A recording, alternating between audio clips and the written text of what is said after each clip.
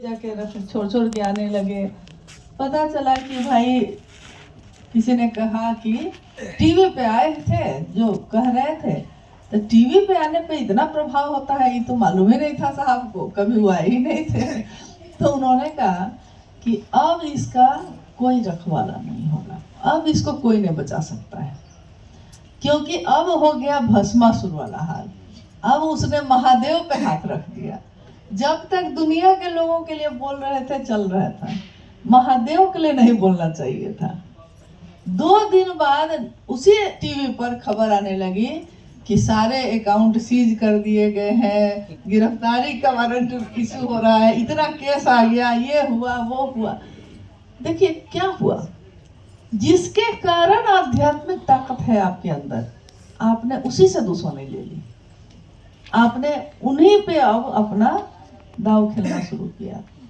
तो कभी भी किसी को भी अपना जगत बेच के जगत खरीदना है तो खरीदे, लेकिन शिव बेचकर जगत ना खरीदे, शिव को बेचे नहीं। एक घर को डायन भी छोड़ती है, साहब ने ये बात बार बार कही, एक घर को तो छोड़ दीजिए, अरे महादेव के घर को तो छोड़ दीजिए, बाकी तो सबसे रगड़ा झगड़ा चलता ही रहता है। और महादेव को बेचिएगा नहीं, बस इतना ही ना बोले। अब कोई कहता है कि हम कंगन बेचते हैं, माला बेचते हैं, तो बेचिए, जगत की चीज है ना, तो जगत की चीज बेचते हैं, जगत की चीज खरीदते हैं, बेचिए, कोई मना थोड़ा ही करता है। कोई तस्वीर बेचता है, बेचिए भाई, जगत की चीज है, जगत के लोग खरीदते हैं।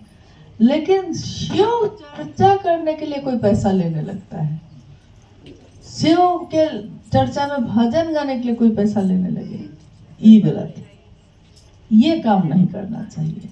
हाल में एक वीडियो हम लोग के पास आया जो भैया ने बताया था, उसमें पटना में ही कोई चर्चा स्थल पे एक गुरु बहन अपनी अनुभूति बता रही हैं, कोई पूछ रही है, कोई बता रही, इसमें वो बता रही हैं कि मैंने इसको अपना पेशा बना लिया था, भजन गाने को मैंने अपना व्यापार बना लिया था, लेकिन इसका नतीजा मुझको बहुत खराब मिला, मेरा सब कुछ नष्ट हो गया धीरे धीरे। शुरू में तो खूब पैसा कमाए, लेकिन फिर धीरे धीरे सब नष्ट हो गया। कारण क्या हुआ?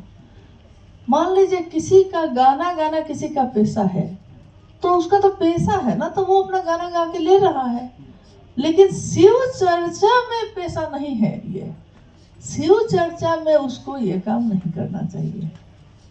जिस तरह एक घटना हुई है, रामायण में एक प्रसंग आता है कि माँ सीता ने लक्ष्मण रेखा लांघी, किसके कारण लांघी थी? नहीं, साधु के कारण लांघी थी, रावण के कारण नहीं, क्योंकि वो थोड़े जान रहे थे कि रावण है।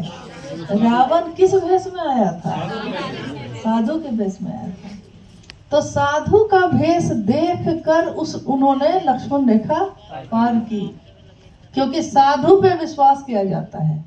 साधु वेश में कोई है तो विश्वास किया ना, वहां तो विश्वास किया तो हम आ गए। लेकिन फिर घटना क्या हुई? जैसे ही वो आई, साधु वेश बदल गया, अब रावण का वेश है, उसने उनका अपहरण कर लिया छल के साथ।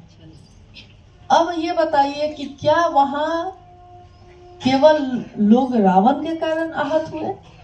नहीं, साधुता लज्जित हुई, साधु का वेश लज्जित हुआ, क्योंकि साधु के वेश में आकर उनको ये काम नहीं करना चाहिए था।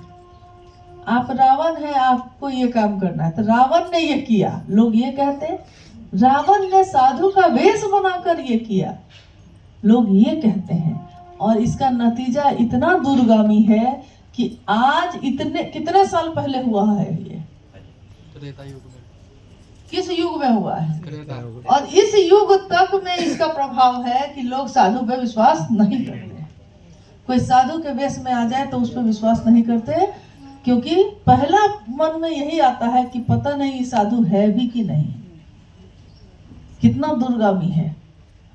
तो आज हम लोग क्या कह रहे हैं? हम लोग शिव के शिष्य हैं, तो शिव के शिष्य कह के किसी घर में जाते हैं, किसी घर में हम लोग जाते हैं, क्या बोल के जाते हैं?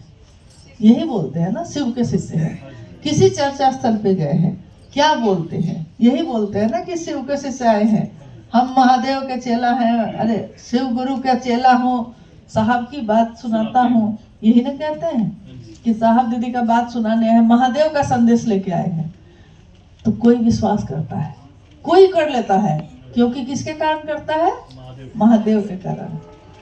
अब अगर हम शिव का शिष्य बनकर किसी के साथ छल करेंगे, किसी को ठगेंगे या छल करेंगे या व्यापार बना लेंगे, तो लज्जित कौन होगा?